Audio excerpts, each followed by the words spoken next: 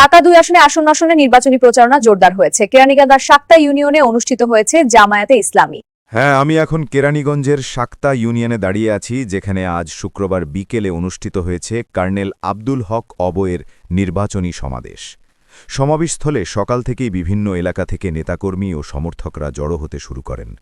Banner, festoon ও দাড়িপাল্লা marker পোস্টারে পুরো এলাকা ছিল সাজানো। জামায়াতে ইসলামী সমর্থিত এই প্রার্থী আসন্ন নির্বাচনে ১০ দলীয় জোটের প্রতিনিধি হিসেবে প্রতিদ্বন্দ্বিতা করছেন।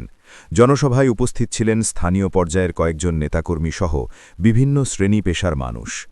সমাবেশে ভাষণ দিতে গিয়ে কর্নেল আব্দুল হক বলেন, আপনারা যদি কেরানীগঞ্জকে সন্ত্রাসমুক্ত ও চাঁদাবাজি মুক্ত দেখতে চান, তাহলে দাঁড়িপাল্লা মার্কায় ভোট দিতে হবে। আমরা জয়ী হলে আল্লাহর ইচ্ছায় এই এলাকার উন্নয়নই হবে আমাদের প্রথম কাজ।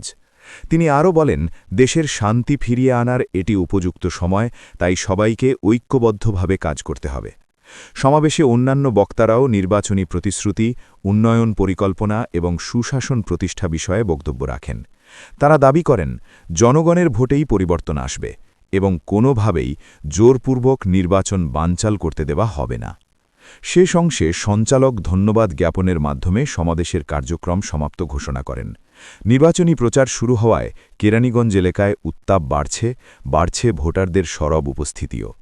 কেরানীগঞ্জের শাক্তা ইউনিয়ন থেকে টিভি9 বাংলার জন্য আমি মোহাম্মদ কুতুবুদ্দিন, ঢাকা বিভাগীয় প্রধান, টিভি9 বাংলা। টিভি9 ঢাকা। ধন্যবাদ ঢাকা প্রতিনিধি। দেশ বিদেশের আরও সংবাদ জানতে সঙ্গে থাকুন টিভি9 বাংলায়।